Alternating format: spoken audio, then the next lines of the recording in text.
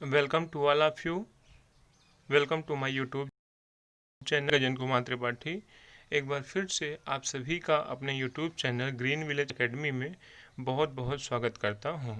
आज मैं आप सबके लिए संविधान का परिचय लेकर आया हूं। इसके बाद संविधान के अलग अलग बिंदुओं पर हम विशेष रूप से क्लासेस लेकर आएंगे, किंतु आज का यह वीडियो आप सभी के लिए अत्यंत महत्वपूर्ण है, जो संविधान के परिचय पर है। संविधान में क्या क्या चीज़ें हैं, संविधान किस लिए बना, इन सब बातों की चर्चा हम इस वीडियो में करेंगे। क्लास को आगे बढ़ाते हैं। भारतीय संविधान एक परिचय हेडिंग है ऊपर। सबसे पहला पॉइंट है, सन 1600 ईस्वी से कहानी चालू होती है। मतलब जब अंग्रेज भारत में एंटर करते हैं तो 1600 ईस्वी से कहानी चालू होती है और 1947 तक भारत पर अंग्रेज़ों की हुकूमत बनी रहती है। ये एक परिचय है, इसलिए हम आपको एक सार के रूप में देंगे, हम निचोड़ के रूप में आपको ये क्लास हम दे रहे हैं। ठीक है, तो सबसे पहला पॉइंट, 1600 ईस्वी में कहानी चालू होती है और 1947 तक भारत पर अंग्रेज़ों की हुकूमत बनी रहती है। ये बात आप सब जानते होंगे कि 15 अगस्त 1947 को हमारा देश आज़ाद हुआ था। ठीक। दूसरा पॉइंट है, सन 1600 से 1947 तक के समय को हम दो भागों में पढ़ते हैं। कितने भागों में? दो भागों में। सबसे पहला, जब ईस्ट इंडिया कंपनी ने हम पर व्यापार किया हमारे साथ और हम पे शासन किया, वो समय है, देखिए पहला स्टार 1600 से 1857 तक। ठीक है, 1600 से 1857 तक ईस्ट इंडिया कंपनी ने भारत पर शासन किया। किसकी मदद से? सम्राट की मदद से, या आप कह सकते हैं महारानी एलिजाबेथ की मदद से। ठीक है। दूसरा स्टार है 1858 से 1947 तक जो शासन चला, उस पर क्राउन का अधिकार था। क्राउन मतलब ब्रिटेन की रानी, है ना, उनका शासन चलने लगा। ऐसा हुआ क्यों? क्योंकि 1857 की क्रांति, जब सिपाही विद्रोह हुआ भारत में, उसके बाद महारानी का विश्वास ईस्ट इंडिया कंपनी के ऊपर से उठ गया और उन्होंने भारत की सत्ता अपने हाथों में लेने का निर्णय किया। ठीक है, तो 1600 से 1947 तक के समय को हम दो भागों में पढ़ेंगे। एक 1600 से 1857 तक EIC ईस्ट इंडिया कंपनी के रूप में, और 1858 से 1947 तक क्राउन के रूप में। ठीक है। तीसरा पॉइंट है, 1600 से 1857 तक ईस्ट इंडिया कंपनी ने भारत में व्यापार और शासन किया, परंतु 1857 की क्रांति ने ब्रिटिश सम्राट का, ठीक है, ब्रिटिश सम्राट का ईस्ट इंडिया कंपनी के प्रति विश्वास तोड़ दिया और ब्रिटिश सम्राट या साम्राज्ञी ने स्वयं 1858 से 1947 तक भारत पर शासन किया। ओके, यहाँ तक क्लियर है। चौथा पॉइंट देखिए, सन 1600 से 1858 तक महारानी ने समय समय पर, यहाँ से थोड़ा सा ट्विस्ट आ रहा है, मोड़ आ रहा है, इसको आपको समझना है। ठीक है। चौथा पॉइंट, सन 1600 से 1858 तक महारानी समय समय पर भारत पर शासन और कंपनी पर नियंत्रण हेतु लिखित पत्र भेजती थी। उन पत्रों को चार्टर कहा जाता है। यहाँ से आपको जानकारी मिलती है कि चार्टर किसे कहा जाता है। तो समय समय पर देखिए, सबसे पहले ईस्ट इंडिया कंपनी भारत पर व्यापार करने आई, तो उसको ईस्ट इंडिया कंपनी थी कहाँ की? ब्रिटेन की। वो किसके अंडर में काम करती थी? ब्रिटेन की महारानी के, है ना।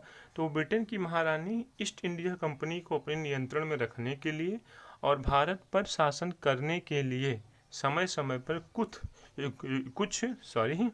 लिखित नियमों को भेजती थी पन्नों में, जिन्हें हम क्या कहते हैं? चार्टर कहते हैं।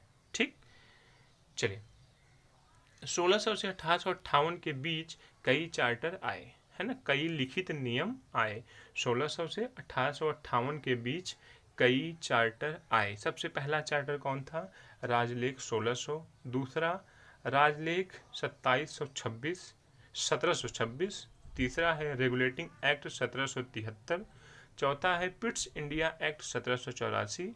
पांचवा है चार्टर एक्ट 1793।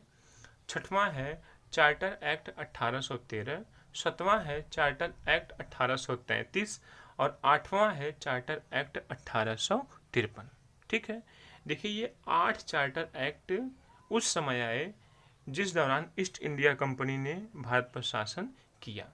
ठीक है, इनकी अलग अलग विशेषताएं हैं, इनके अंदर अलग अलग लिखित बातें हैं। ये तो केवल एक हेडिंग है, इनके अंदर के जो विषय हैं वो हम आपको अलग अलग वीडियो में एक एक टॉपिक को क्लियर करेंगे। आज आपको हम केवल एक परिचय करा रहे हैं संविधान का। ठीक है, नीचे देखिए, जिनकी अपनी अपनी अलग विशेषताएं और अलग अलग विषय थे, है ना। किसी चार्टर एक्ट में सुप्रीम कोर्ट की स्थापना की गई, किसी चार्टर एक्ट में बंगाल में गवर्नर रखे गए, इस टाइप से सबके अपने अलग अलग विषय थे। 5वां पॉइंट है, 1857 में सिपाही विद्रोह के बाद भारत का शासन क्राउन के हाथों में चला गया, जिस दौरान निम्नलिखित नियम समय समय पर ब्रिटिश संसद द्वारा बनते रहे। अब देखिए, जब सत्ता क्राउन के हाथों में आ गई, महारानी के हाथों में आ गई, तो कितने चार्टर एक्ट या कितने अधिनियम भारत में आए। ठीक है, सबसे पहला जो आया उसका नाम था भारत शासन अधिनियम 1858, दूसरा था भारतीय परिषद अधिनियम 1861, तीसरा भारतीय परिषद अधिनियम 1892, चौथा है भारतीय परिषद अधिनियम 1909, पांचवा है भारत शासन अधिनियम 1919, छठा है साइमन आयोग 1927। ठीक है, कभी कभी तो एग्ज़ाम में आपसे डायरेक्ट पूछा जाता है कि भारत में साइमन आयोग कब आया, 1927, 1926, 1934, है ना, 1950। तो आपको क्या बताना है, साइमन आयोग कब आया, 1927। ठीक है, 27। 7वां पॉइंट है भारत शासन अधिनियम 1935, 8वां कैबिनेट मिशन 1946 और भारतीय स्वतंत्रता अधिनियम 1947, जिसके तहत भारत को आज़ादी मिली। ठीक है, इन चार्टर और अधिनियमों का अध्ययन भी संविधान का एक विषय है। ऊपर वाली लाइन देखिए, इन चार्टर और अधिनियमों का अध्ययन भी संविधान का एक विषय है। इनको हम अलग से पढ़ेंगे, जिन्हें हम संवैधानिक विकास के नाम से पढ़ते हैं। भारत का संवैधानिक विकास, ठीक है, भारत का संवैधानिक विकास का मतलब केवल चार्टर और अधिनियमों को हम पढ़ते हैं। ठीक, क्योंकि देखिए सेकंड लाइन, सेकंड पैराग्राफ, क्योंकि इन्हीं चार्टर एक्ट और समय समय पर आए हुए अधिनियमों के आधार पर भारतीय संविधान का निर्माण हुआ है। इन्हीं को देख देख कर हमने संविधान बनाया कि हम नियमों से कैसे भारत पर शासन किया जा सकता है, हमने ये ब्रिटेन से सीखा। ठीक है, सेकंड जो डबल स्टार है वहाँ देखिए, स्वतंत्रता प्राप्ति के बाद बुद्धिजीवी वर्ग ने कुछ ऐसे नियम की देश में कमी देखी जिसके बिना जीवन सुलभ होना असंभव था। ठीक है, बुद्धिजीवी वर्ग को लगा कि फिर भविष्य में भारतीय का ही हनन न कर सके अंग्रेजों की तरह, इसलिए कुछ नियम कानून बनने चाहिए। ठीक है, इसलिए संविधान का निर्माण आवश्यक था। ठीक, चलिए आगे बात करते हैं। एक व्यक्ति, सबसे पहला स्टार देखिए, एक व्यक्ति किसी दूसरे व्यक्ति की स्वतंत्रता और अधिकारों का हनन न कर सके, इसलिए भी संविधान का निर्माण आवश्यक था, है ना। चलिए सेकंड स्टार देखिए, संविधान निर्माण के लिए संविधान सभा का गठन हुआ। इंपॉर्टेंट है, इसको ध्यान दीजिएगा। संविधान का निर्माण किसने किया, संविधान सभा ने। ठीक है, कमेटी बनाई गई थी। संविधान निर्माण के लिए एक संविधान सभा का गठन हुआ, जिसका मुख्य कार्य संविधान का निर्माण करना था, और ऐसा संविधान जो भारतीयों के जीवन को उच्चतम श्रेणी प्रदान कर सके, मतलब भारतीयों को स्टैंडर्ड बना सके, किसी देश से भारतीय अपने आप को पिछड़ा न महसूस कर सकें, इतनी बातें उस संविधान में होना आवश्यक थी। संविधान सभा में कई समितियां थी जिनके अलग अलग अध्यक्ष थे। हमने इसी नाम से ही एक वीडियो बनाया है, एक क्लास आपको दिया है, संविधान सभा की समितियां और उनके अध्यक्ष। तो आप जाकर के हमारे चैनल पे green village academy Gajendra Tripathi के नाम से है, उसको आप देख सकते हैं।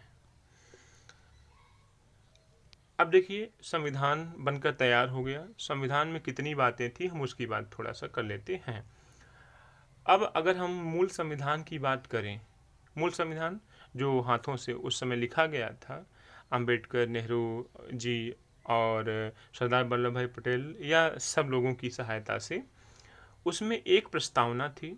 प्रस्तावना मतलब संविधान का निचोड़, संविधान में कितनी बातें होंगी वो हम प्रस्तावना के रूप में देखते हैं। संविधान की आत्मा भी कहा जाता है ना। ये क्वेश्चन आया है कि संविधान की आत्मा किसे कहा जाता है, तो संविधान की आत्मा प्रस्तावना को कहा जाता है। ठीक है, तो मूल संविधान में एक प्रस्तावना, 22 भाग, 8 अनुसूचियां और 395 अनुच्छेद हैं। इसको ध्यान दीजिएगा कि 22 भाग, 8 अनुसूचियां और 395 अनुच्छेद हैं। एक नोट पॉइंट आपको क्या समझना है, कभी कभी कुछ लोग नहीं समझ पाते हैं कि अनुच्छेद क्या होता है, धारा क्या होता है। तो धारा एक दंड संहिता है, उसके तहत हम मुस्लिमों को सजा देते हैं। ठीक है, अनुच्छेद एक जीने का तरीका है कि इसमें ये बातें होनी चाहिए। ठीक है, राष्ट्रपति की व्याख्या किस अनुच्छेद में है, प्रधानमंत्री की व्याख्या किस अनुच्छेद में है। राष्ट्रपति और प्रधानमंत्री आपको धारा में नहीं मिलेंगे, आईपीसी में नहीं मिलेंगे। ठीक है, तो नोट पॉइंट ये है कि अनुच्छेद और धारा में अंतर होता है, इस बात को आप ध्यान रखिएगा, कभी एक ना कहिएगा। धारा पर भी हम वीडियो बनाएंगे, अनुच्छेदों पर भी हम अलग अलग वीडियो बनाएंगे। ठीक है, डबल स्टार देखिए, परंतु संविधान में हुए संशोधनों के बाद, परंतु संविधान में हुए संशोधनों के बाद संविधान में क्या क्या संशोधन हुए वो देखते हैं। तो प्रस्तावना तो एक ही है लेकिन उसमें 3 शब्द जोड़े गए। वो 3 शब्द कौन कौन से हैं, ठीक है, वो उसको हम प्रस्तावना पर जब वीडियो बनाएंगे तो उसमें हम आपसे चर्चा करेंगे। तो अभी आपको देखना है कि प्रस्तावना में संशोधन हुआ, लेकिन ऐसा नहीं कि 2 प्रस्तावना हो गई, प्रस्तावना एक ही है आज भी। जहाँ 22 भाग थे वहाँ 25 भाग हो गए हैं। ध्यान दीजिएगा, बहुत इंपॉर्टेंट पॉइंट है, ये क्वेश्चन आया हुआ है कि भारतीय संविधान में कितने भाग हैं, तो आप लगाएंगे 25 भाग। लेकिन अगर पूछेगा भारत के मूल संविधान में कितने भाग हैं, मूल शब्द का प्रयोग करेगा तो आप 22 ही लगाएंगे। ठीक है, 8 अनुसूचियाँ थी जो बढ़ कर के 12 हो गई हैं। ठीक है, और 395 अनुच्छेद थे, अब 470 अनुच्छेद हो गए हैं। ठीक है, तो एक प्रस्तावना, 25 भाग, 12 अनुसूचियां और 470 अनुच्छेद संशोधित संविधान में अब तक हैं। ठीक है, यहाँ तक क्लियर है। आगे बढ़ते हैं। परीक्षा की दृष्टि से बहुत इंपॉर्टेंट पॉइंट है ये, बहुत इंपॉर्टेंट पॉइंट। अगर आप इसको समझ गए तो फिर आपको संविधान में कुछ नहीं पढ़ना है, आपको संविधान आने लगा। ठीक है, संविधान की दृष्टि से भारतीय संविधान में, परीक्षा की दृष्टि से भारतीय संविधान में हम 5 बातों को पढ़ते हैं। हमेशा 5 बातों पर ही क्वेश्चंस एग्जाम में पूछे जाते हैं। सबसे पहला भारतीय संविधान से, है ना, संविधान की प्रस्तावना से, सबसे पहली बात कि प्रस्तावना से क्वेश्चन पूछा जाता है। दूसरा संविधान के भाग से, तीसरा संविधान की अनुसूचियों से, चौथा संविधान के अनुच्छेद से और पांचवा संविधान संशोधन से। ठीक है, इन्हीं 5 टॉपिक्स को लेकर के आपसे क्वेश्चंस एग्जाम में पूछे जाते हैं। अभी हाल में ही बीईओ का पेपर हुआ था, तो उसमें एक क्वेश्चन आया था कि ऐसा कौन सा भाग है जो राज्य और केंद्र के मध्य वित्तीय चर्चा करता है ना, धन का वर्णन करता है। तो अनुच्छेद 12 होता है, सॉरी भाग 12 होता है। तो ऐसे भी क्वेश्चन आता है कि ऐसा कौन सा भाग है जो राज्य और केंद्र के मध्य वित्तीय संबंध को स्थापित करता है, तो भाग 12। तो डायरेक्ट 12 भाग से भी, डायरेक्ट भागों से भी क्वेश्चंस पूछे जा सकते हैं, अनुच्छेद से भी क्वेश्चन, अनुसूचियों से भी क्वेश्चन पूछे जा सकते हैं। जैसे आपसे पूछेगा कि भाषा से संबंधित अनुसूची कौन सी है, तो 8वीं अनुसूची, या 7वीं अनुसूची को कितने भागों में बांटा गया है, 3 भागों में, है ना, संघ सूची, राज्य सूची और समवर्ती सूची, उनके अलग अलग विषय हैं जिन पर हम विशेष क्लास लेकर आएंगे। ठीक, भारतीय संविधान, सेकेंड पैराग्राफ देखिए नीचे से, भारतीय संविधान में किस देश से क्या क्या लिया गया है, इसका भी अध्ययन महत्वपूर्ण है। ठीक है, कुछ बातें हम दूसरे संविधान से सीख करके अपने संविधान में इंक्लूड किए हैं, तो उसको भी जानना आवश्यक है कि मूल कर्तव्य कहाँ से लिए गए हैं, मूल अधिकार कहाँ से लिए गए हैं, नीति निर्देशक तत्व कहाँ से लिए गए हैं, इन सारी चीज़ों को हम देखते हैं। ठीक है, इनको भी पढ़ना आवश्यक होता है, क्योंकि कभी कभी इनसे भी क्वेश्चंस पूछे जा सकते हैं या पूछे जाते हैं, श्योर। ठीक, चलिए, संविधान के कुछ महत्वपूर्ण विषय हैं जिन पर हम आगे आने वाले समय में क्लासेस लेकर आएंगे। सबसे पहला है प्रस्तावना, दूसरा नागरिकता, मूल अधिकार, मूल कर्तव्य, नीति निर्देशक तत्व, राष्ट्रपति, उपराष्ट्रपति, प्रधानमंत्री, मुख्यमंत्री, राज्यपाल, सुप्रीम कोर्ट, संसद, राज्यों का गठन, आरक्षण, अनुसूचित जाति, अनुसूचित जनजाति, भाषा, शिक्षा और चुनाव इत्यादि।